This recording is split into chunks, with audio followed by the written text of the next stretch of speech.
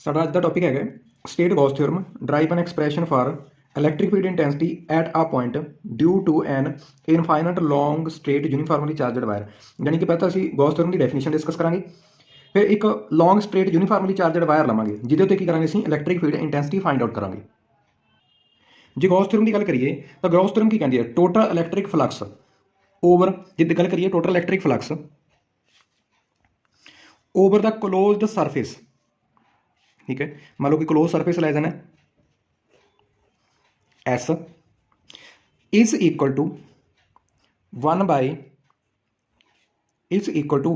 Epsilon naught time the total charge in the loop, ठीक है। Total electric flux phi कि बराबर होंगी है ई डॉट डी एस की। तो देखो टोटल इलैक्ट्रिक फ्लक्स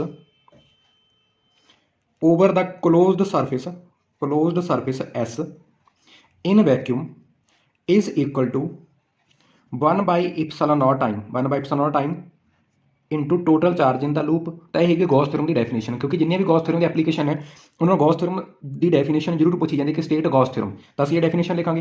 हुण असीं फाइंड करनी है लॉन्ग स्ट्रेट चार्जर वायर करके किसी पॉइंट पर electric field intensity find out करनी है, यानी कि ई फाइंड करनी है। सब तो पहले जो आप गल करिए, मान लो साढ़े को लॉन्ग स्ट्रेट यूनीफॉर्मली चार्जर वायर हैगी है, तो लॉन्ग स्ट्रेट यूनीफॉर्मली चार्जर वायर के उत्ते असीं चार्ज ले लेने हैं। मान लो प्लस का चार्ज है, यूनीफॉर्म चार्ज है, यूनीफॉर्म का मतलब की है सारे पॉइंट के उत्ते इक्वल चार्ज डिस्ट्रीब्यूट है। हुण कोई पॉइंट मान लो इत्थे पी पॉइंट ले लेने हैं, पी पॉइंट के उत्ते असीं electric field intensity find out करांगे। हुण देखो मान लो असीं कोई इहदे पैरेलल कोई लेंथ ले ली, इस पॉइंट ते असीं की करदे हां एक छोटा जिहा सरफेस एरिया ले लैंदे हां डी एस। हुण जिहड़ा डी एस है, डी एस तो लैके इत्थे तक दा डिस्टेंस कितना है, आ टोटल डिस्टेंस है साडे कोले आर, आ डिस्टेंस आर हो गया। हुण जिहड़ा यूनिट वैक्टर हुंदा है एन कैप, वो हमेशा किधर हुंदा है आउटवर्ड, तो इलैक्ट्रिक फील्ड की डायरैक्शन भी हमेशा की हुंदी है आउटवर्ड रहिंदी हैगी, तो इन्हूं असीं इस तरीके नाल ड्रॉ कर दिंदे हैगे। तो यूनिट वैक्टर हमेशा आउटवर्ड रहिंदे हैगे ने, तो इन्हूं एन कैप इस तरीके नाल असीं दिखा सकते हैं कि सारे पॉइंट के उत्ते। तो इस तरीके नाल छोटा सरफेस एरिया ले डी एस जिस जिहड़ा कित्थे हैगा पी पॉइंट के उत्ते हैगा, मान लो किसी पी पॉइंट के उत्ते पिया हैगा, इत्थे असीं की करनी है electric field intensity E find out करनी है किसी सरफेस एरिया डी एस करके due to long straight uniformly charged wire करके। हुण देखो असीं कंसीडर करिया long straight uniformly charged wire जिहदी लीनियर चार्ज डेंसिटी कितनी हैगी है, ऑफ डेंसिटी कितनी है लैम्डा हैगी है। अपन की पता करना to calculate electric field intensity E find करनी है कित्थे किसी पॉइंट पी के उत्ते।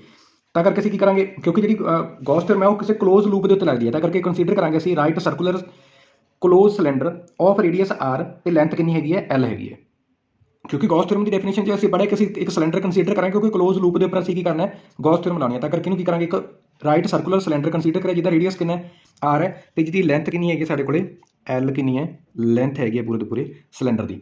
ਤਾਂ ਅਸੀਂ ਇੱਥੇ ਕੀ ਪਤਾ ਕਰਾਂਗੇ ਇਲੈਕਟ੍ਰਿਕ ਫੀਲਡ ਇੰਟੈਂਸਿਟੀ फाइंड ਕਰਾਂਗੇ। ਹੁਣ ਤੇ ਅਸੀਂ ਦੇਖੀਏ ਪੂਰੀ ਕਲੋਜ਼ ਸਰਫੇਸ ਦੇ ਉੱਤੇ ਇਲੈਕਟ੍ਰਿਕ ਫਲਕਸ ਦੀ ਵੈਲਿਊ ਕਿੰਨੀ ਹੁੰਦੀ ਹੈ। ਆਪਾਂ ਨੂੰ ਪਤਾ ਜਿਹੜੀ ਫਲਕਸ ਹੈ ਉਹ ਕਿਹਦੇ ਬਰਾਬਰ ਹੁੰਦੀ ਹੈ ई डॉट डी एस ਦੇ। ਜੇ ਡਾਟ ਹਟਾਵਾਂਗੇ ਅਸੀਂ ਤਾਂ ਡਾਟ ਹਟਾ ਕੇ ਕੀ ਲਾਵਾਂਗੇ ई डी एस cos 0, ਕਿਉਂਕਿ ਜਿਹੜਾ ई ਤੇ n ਕੈਪ ਤੁਸੀਂ n ਕੈਪ ਇੱਥੇ ਲਾ ਸਕਦੇ ਹੋ, ਜੇ ਲਾਉਣਾ ਤੇ ਨਹੀਂ ਲਾਉਣ ਦੀ ਕੋਈ ਲੋੜ ਵੀ ਨਹੀਂ ਹੈਗੀ। ਤਾਂ ई ਤੇ n ਕੈਪ ਦੇ ਵਿਚਕਾਰ ਐਂਗਲ ਕਿੰਨਾ 0, cos 0 ਕਿੰਨਾ ਹੁੰਦਾ 1, ਤਾਂ ਸਾਡੇ ਕੋਲ ਕਿੰਨਾ ਬਚ ਗਿਆ ई डी एस, ਠੀਕ ਹੈ। ਹੁਣ ई ਬਾਹਰ ਕੱਢ ਲਾਂਗੇ ਅਸੀਂ ਕਿਉਂਕਿ ਕੌਨਸਟੈਂਟ ਹੈ, ਤਾਂ ਅੰਦਰ ਕੀ ਰਹਿ ਗਿਆ डी एस।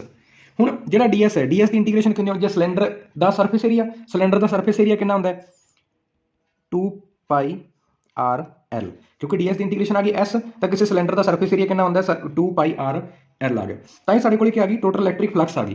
ਹੁਣ ਸਾਨੂੰ ਪਤਾ ਹੈ ਜੇ ਗੱਲ ਕਰੀਏ ਟੋਟਲ ਇਲੈਕਟ੍ਰਿਕ ਫਲਕਸ ਪੂਰੇ ਦੇ ਪੂਰੇ ਸਿਲੰਡਰ ਦੀ ਕਿਹਦੇ ਬਰਾਬਰ ਆ ਗਈ, ਕਿਉਂਕਿ ਸਾਰੀ ਚੀਜ਼ ਕਿਹਦੇ ਬਰਾਬਰ ਚੱਲੀ ਜਾ ਰਹੀ ਹੈ ਫਾਈ ਦੇ ਬਰਾਬਰ ਚੱਲੀ ਜਾ ਰਹੀ ਹੈ। ਤਾਂ ਫਾਈ ਦੀ ਵੈਲਿਊ ਕਿੰਨੀ ਆ ਗਈ e इंटू 2π आर एल। इन्हू इक्वेशन नंबर दे लो कोई ना कोई, इस तरीके में छड़ लेने इतने। ਹੁਣ ਜੇ ਅਸੀਂ ਦੇਖੀਏ ਟੋਟਲ ਚਾਰਜ ਇਸ ਲੈਂਥ ਦੇ ਉੱਤੇ ਕਿੰਨਾ ਪਿਆ, ਕਿਉਂਕਿ ਲੈਂਥ ਜਿਹੜਾ ਟੋਟਲ ਚਾਰਜ ਹੈ ਉਹ ਕਿਤੇ ਡਿਪੈਂਡ ਕਰ ਰਿਹਾ, ਇੱਕ ਤਾਂ ਲੈਂਥ ਕਿੰਨੀ ਹੈ। ਮੰਨ ਲਓ ਜੇ ਲੈਂਥ ਹੀ ਛੋਟੀ ਹੋਵੇ, ਜੇ ਲੈਂਥ ਹੀ ਇੰਨੀ ਕੁ ਹੋਵੇ ਤਾਂ ਟੋਟਲ ਚਾਰਜ ਘੱਟ ਵੱਧ ਜਾਣਾ, ਜੇ ਲੈਂਥ ਵੱਡੀ ਹੈਗੀ ਤਾਂ ਚਾਰਜ ਵੀ ਘੱਟ ਵੱਧ ਜਾਣਾ ਹੈਗਾ। ਦੂਸਰਾ ਚਾਰਜ ਮੰਨ ਲਓ ਇਹ ਚਾਰਜ ਇੱਕ ਫਿਕਸ ਡਿਸਟੈਂਸ ਤੇ ਪਿਆ, ਜੇ ਚਾਰਜ ਇੱਕ ਇੱਥੇ ਚਾਰਜ ਹੋਵੇ ਇੱਕ ਇੱਥੇ, ਇਹਦਾ ਮਤਲਬ ਚਾਰਜ ਦੀ ਡੈਂਸਿਟੀ ਤੇ ਵੀ ਇਫੈਕਟ ਪੈਂਦਾ। ਤਾਂ ਟੋਟਲ ਚਾਰਜ ਕਿਹਦੇ ਬਰਾਬਰ ਹੋਣਾ, ਇੱਕ ਤਾਂ ਇਹਦੀ ਡੈਂਸਿਟੀ ਕਿੰਨੀ ਹੈ, ਲੀਨੀਅਰ ਚਾਰਜ ਡੈਂਸਿਟੀ ਕਿੰਨੀ ਹੁੰਦੀ ਹੈ ਲੈਮਡਾ ਇੰਟੂ ਇਹਦੀ ਲੈਂਥ ਕਿੰਨੀ ਹੈਗੀ ਹੈ, ਕਿਉਂਕਿ ਟੋਟਲ ਚਾਰਜ ਦਾ ਸਾਨੂੰ ਲੈਮਡਾ ਇੰਟੂ ਐਲ ਨੇ ਦੇਣਾ ਹੈਗਾ। ਤਾਂ ਅਸੀਂ ਲਿਖ ਸਕਦੇ ਹਾਂ कि जो टोटल चार्ज है वो कि बराबर होना linear charge density into length. तो असं लिखांगे क्यों कि बराबर आ गया लैमडा इंटू एल दे इक्वल आ गया।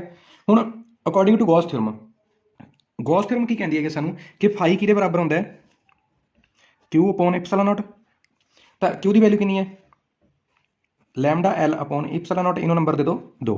ਹੁਣ ਫਾਈ ਕਿਹਦੇ ਬਰਾਬਰ ਆ ਗਈ, lambda L upon epsilon note, ਤੇ ਫਾਈ ਕਿਹਦੇ ਬਰਾਬਰ ਹੈ E into 2 pi R L. ਦੋਨੋਂ ਨੂੰ ਕੀ ਕਰਦੇ ਹਾਂ, ਇੱਕੋ ਰੱਖ ਲੈਣੇ ਅਸੀਂ। ਤਾਂ ਸਾਡੇ ਕੋਲ ਫਰੋਮ 1 ਤੇ 2 ਤੋਂ ਕੀ ਆ ਗਿਆ